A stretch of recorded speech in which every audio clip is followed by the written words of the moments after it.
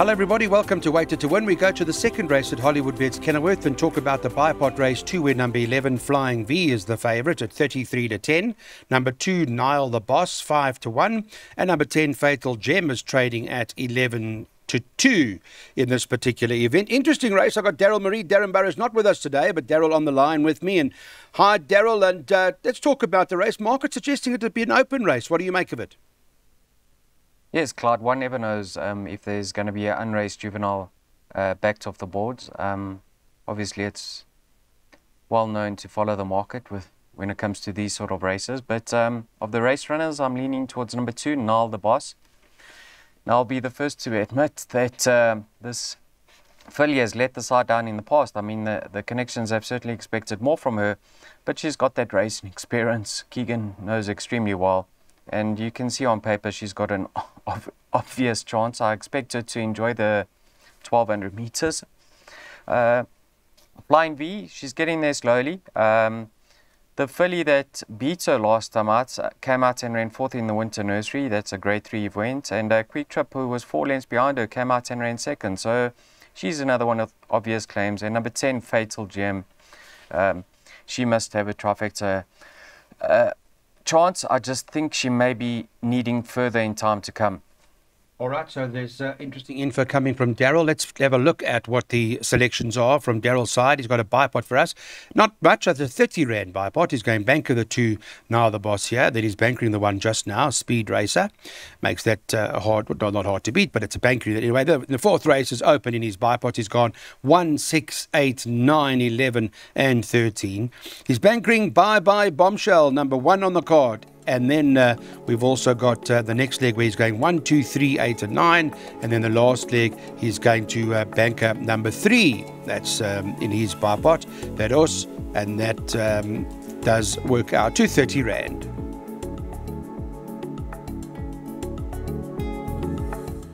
Race number 3 on the card is the Cape Turf Club Maiden Juvenile Plate. It's over 1,000 metres. In this event, the market has got top of the boards this morning at around 10 o'clock. Number 1, Speed Racer, who's priced up at 2-1. Does look the horse to beat. 11, Underworld is the second choice at 5-2.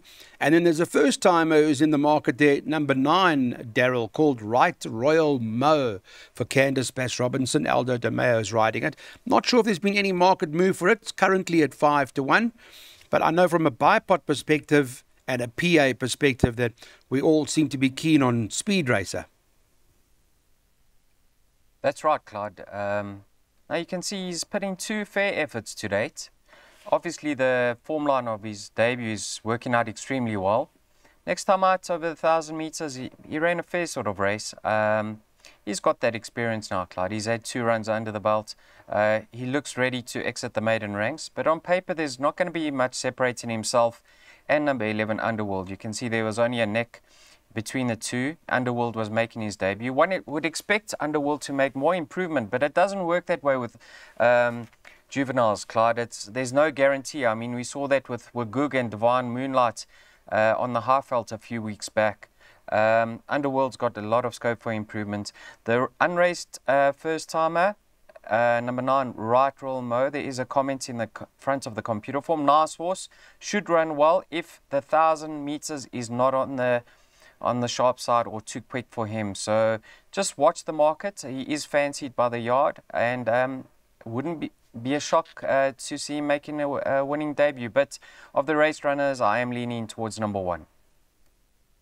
Okay, Daryl, thank you. Banker 1, Speed Racer. This is a place accumulator. We'll take our chances by 1, 6, 8, 9, 11 and 13 in the next leg.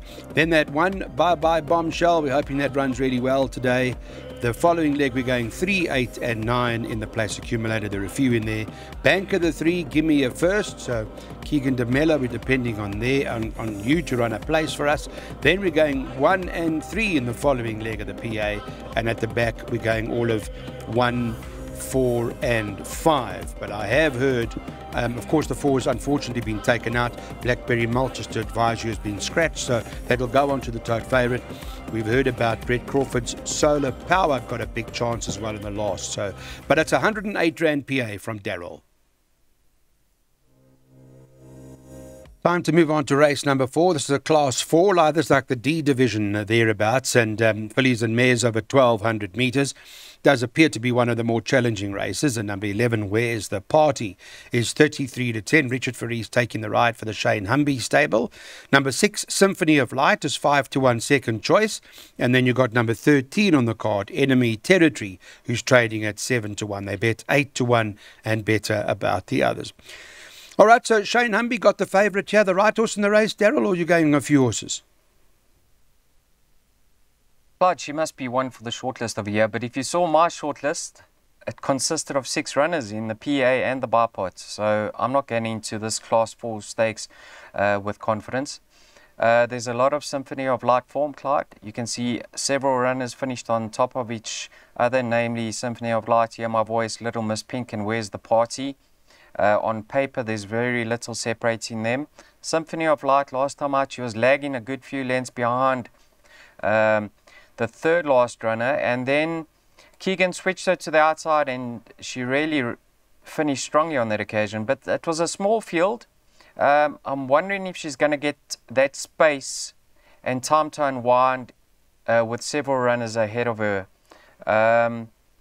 We really fancied the one last time out, Flying First. She disappointed. She let the side down. Her penalty, or 3 runs back on the Touch of Grace form. She must be a runner. Enemy Territory, we also fancied her chances last time out and came out slow. I actually watched that race. Louis Pitty stick away with about 200 to go. He just punched her out with the hands, and she sort of stayed on in the latter stages.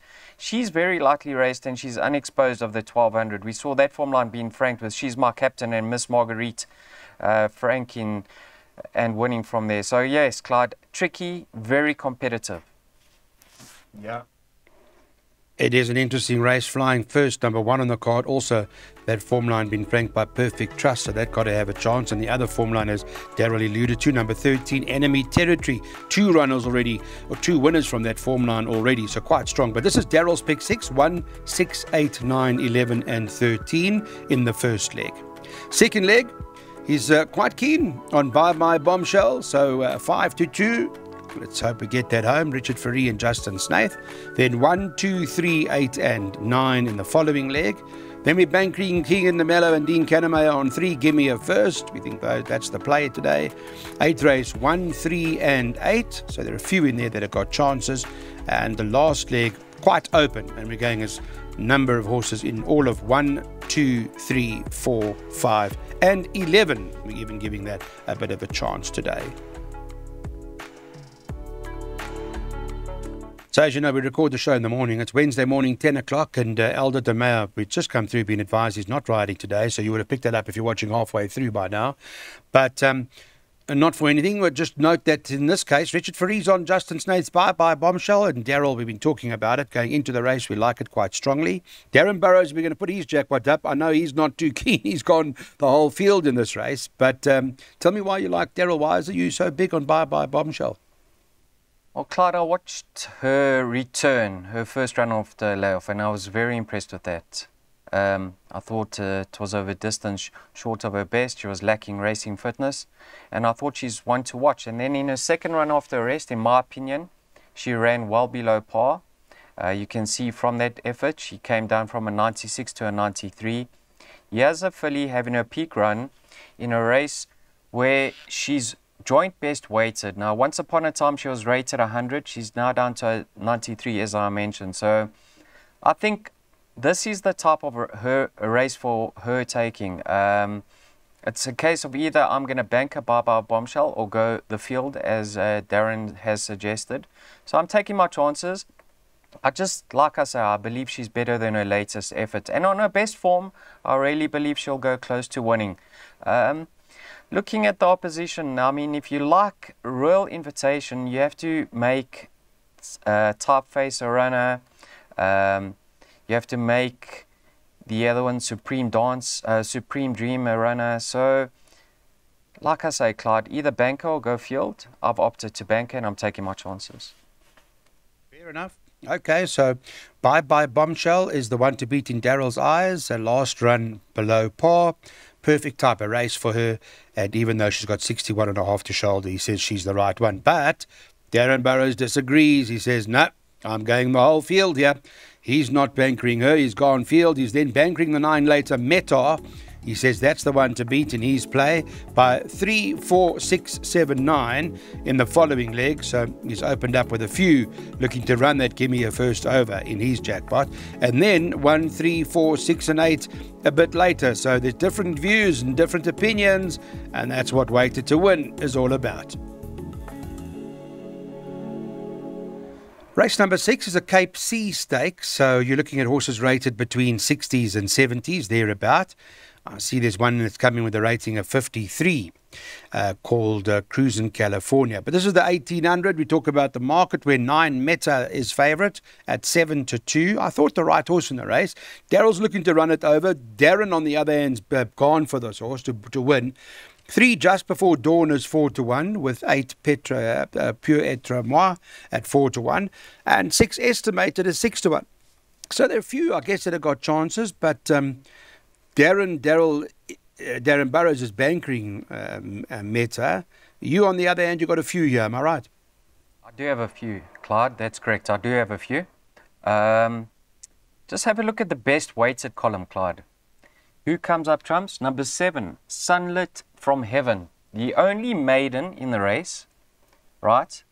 0 places from 8 starts, and she comes into this race best weighted. Yeah, she is held on paper. She's held by number 3, Just Before Dawn. Now, here's a lightly raced Silvano filly who's finally getting the hang of things. She only got a £3 penalty for winning her maiden. She was doing her best work late. The early stages didn't really work out for her. But she prefers to be given a chance. So she'll be doing her best work late, Clyde, once again. I'll keep on going back to this filly, Clyde, number 8, Poitre Moi. Now, let me just tell you the reason why I'm willing to excuse her later start. Number 1, she didn't get to the front. She's got a lovely stride about her. I think she's best when she's able to use it. And number 2, she appears to be better on firmer going. And last time out was on a testing track. This time out, the gain's on top. I'm fairly convinced that Richard's going to make use of her from a wide draw. So I see her being put into the race early. And I can see her holding off her opposition. So she's my slight first pick ahead of the likes of Just Before Dawn, Meta, who I fancied very strongly last time out. She was doing her best work late. I think she'll appreciate the extra furlong. So yes, once again, Clyde, all I can say is it's very competitive racing today. Not an easy race from Darryl's perspective. Darren Burrows has decided to take a all-on, so he's going in race 6 Meta to win now, and then he's going with Busy Lizzie in the next race. Is Busy Lizzie number 9 to beat Gimme? Well, he's going a place. Busy Lizzie is Darren, so that's his play. And then he's also figured out what we should do in terms of a jackpot, another jackpot opportunity, where he's going banker 9 Meta, and then 3, 4, 6, 7, 9. By 1, 3, 4, 6, 8, by 1, 2, 3, 5, 6, 7, 11. Also making that last leg quite open. So Darren Burrows' second jackpot works out to 175 Rand.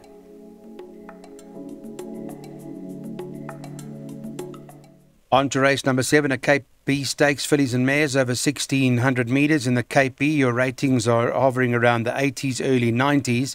And, well, I see in this particular event there are a few that renew rivalry. Darryl, all of Fun Zone, Busy Lizzie, Gimme a First. There wasn't much separating with all of them when they last bumped. But Gimme a First seemed to win, I thought, really well. You know, it priced up today to win at 33 to 10. Does appear to be the right horse, but based on their last outing, there are a few with chances.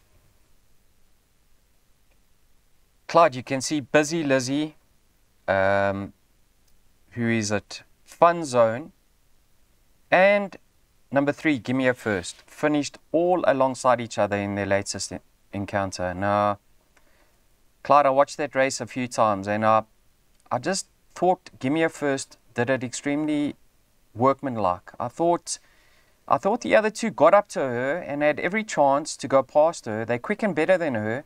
But in the latter stages, in my opinion, Gimme a First was doing enough to suggest she's going to appreciate the extra 200 meters. And she's got the opportunity to fend them off once again, despite the turnaround in weight. So I think really she's going to be ideally course and distance suited.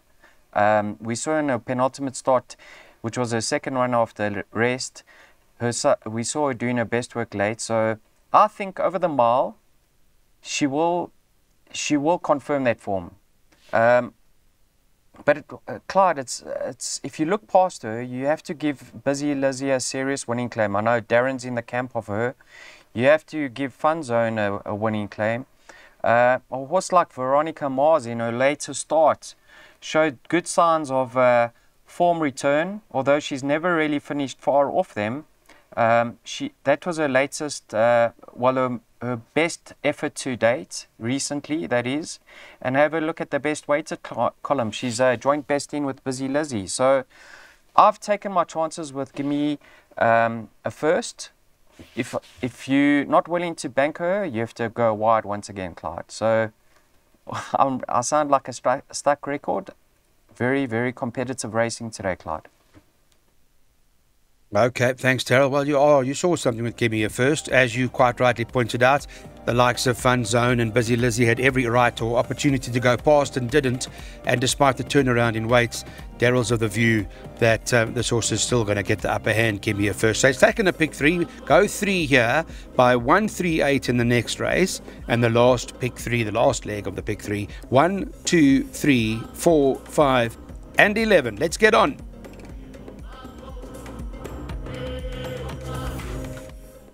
So just a couple of races left now. We're on to the 8th race, and a reminder that the next race meeting's on Saturday the 20th of May out at Hollywood Bets Kenilworth.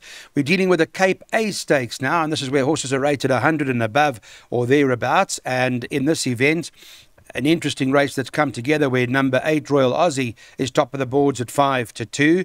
Number 1 Grinkov is 11-2 with a 3 Toafei at 11-2. And number 7 Port Louis is trading at around 6-1. They are betting 7-1 number 4 Linebacker and number 6 Speed Machine 7-1. It's 10-1 and better about the others. All right, Darrell, some very good horses in here that certainly have got chances. Your first choice? I'm leaning towards number 3, Toafei, Clyde. Let me just tell you why. Now, on paper, one will expect Grinkov to get very close to reversing that form with him. He's a kilo and a half better off for a length and 3/4 beating. But, Clyde, I personally think Grinkov was more favoured by the underfoot conditions last time out than what Toafei was. Grinkov enjoys a sticky track. Toafei, in my opinion, could possibly be better on a firmer track. So, despite the turnaround in weights, I'm expecting Toafei to confirm that form. Now, this race is very interesting because Justin Snaith has got 2 very strong runners here in Toafei and Royal Aussie. Now, Royal Aussie, last time out, he was returning from a rest. He was taken back from a wide draw. And in my opinion, he's better when he's up on the pace. So I don't know what the tactics are going to be, but I don't expect them to be cutting throats and destroying both of their chances. So I expect Royal Aussie to run a better race. He might just need one more or to come on and be at his peak. So Toafei, gutsy game from the front. You'll get a run for your money, Clyde. Okay, it's very interesting. Toafei, that's Keegan DeMello's ride. Number 3, Richard Ferree is on the 8 Royal Aussie. So Darrell says, let's take doubles. We go 1, 3 and 8. So Grinkov in the play. 1, 3 and 8 in the first of the last double. And the second leg, all of those runners. 1, 2, 3, 4, 5, 11. This also sees the return of Linebacker. Comes back from his last outing was the World Sports Betting Cape Met. That's the last time we saw Linebacker, and it'll be interesting to see how he fares over this distance today. 9th and final, we're in the class 3 now, and this is over 1,400 meters, this event. Horses that are rated from 80s to 90s, basically what we're dealing with here. Scratch 4 and 7 in this race. Market has got at 10 o'clock this morning, 1 Beerenberg at 7-2, joined with number 5 Solar Power, whom we've heard about, 7-2. 11 Mucha Dinero 4-1.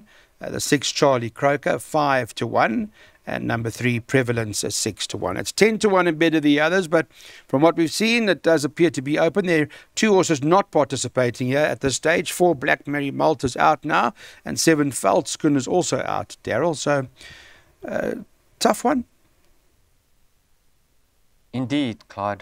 Just take note that exacta box that I have suggested does include the scratching of number 4, Blackberry Malt, so just remove him. Clyde, very interesting race because there's several decent sorts in here that are going to win their races. Horses like Prevalence and Mucho Dinero, they're returning from arrest and gelding, so they really could be anything in time to come if they have improved since we last saw them. So I expect Mucho Dinero to do his best work late. I think he's possibly one to watch in future. But a horse like Prevalence, I think he's got a lot of ability, and I wouldn't be shocked to see him making a winning return. Horse who caught my eye last time out has to be number 5, Solar Power. He jumped from the worst barrier position and he took off late. Just excuse his penultimate start. I thought he didn't move well whatsoever going down to the start, Clyde. So, barring that effort, you can see he's very, very consistent. And he's obviously an improving son of Dynasty. So, one of the leading lights of the year. But Inemorare, he had the worst draw last time out. He was returning from a gelding, so he's going to strip fitter. He's actually a very nice horse, and I wouldn't be shocked to see him contest the finish. And Berenberg, Clyde, you know, this horse, have a look at his form. Never far off. I mean, you're going to get a run for your money. He may be better up the straight, but his 1,400-meter runs certainly put him right up there. So he should get the run of the race, and he'll be staying on in the latter stages. Clyde, yes, very, very competitive racing today out at Kenilworth. Hollywood Bets, Kenilworth. Yeah, well, one of the strongest form lines in the race is number 11, Mucho Dinero. He's returned from the Derby, and we saw all those horses. Charles Dickens win, Without Question win, and Cosmic Event, but not sure if it's too short. But Daryl's put it into the play anyway, into this particular trifecta. The 11's going in one way or the other. Berenberg, the last winner from there was Tchaikovsky, only runner, only winner, so that's got a runner, and that's from Lucinda Woodruff. And we've got one for you Saturday. Keep your ears and eyes open for Saturday. The boys have got one for you. We're waiting for that horse to get it right now come Saturday. But let's get out of it. Last race, the 9th if we need to. Spending that kind of money on the trifecta here. Hollywood Bets, Kenilworth. Thanks for watching. Waited to win, everybody. Chat again for the Thursday meet.